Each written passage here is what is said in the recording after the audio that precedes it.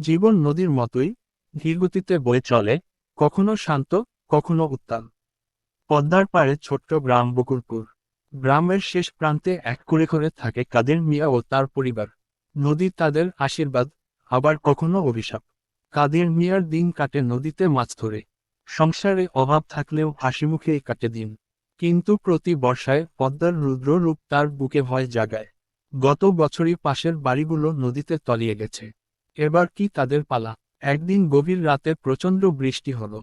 সকাল হতেই কাদের মিয়া দেখল, নদী তার ঘরের একদম কাছে চলে এসেছে।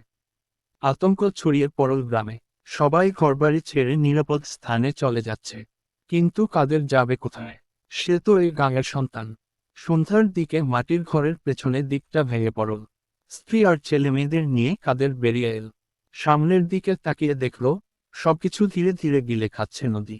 অশ্রুসিক্ত চোখে নিজের শৈশবের উঠোনটাকে বিদায় জানিয়ে কাদেরও অন্যদের সঙ্গে রওনা হলো। নদীর পার বদলায়, মানুষের জীবনও বদলায়। কিন্তু বুকের ভেতর যে শেকড়, তা কি সহজে উপরে ফেলা যায়?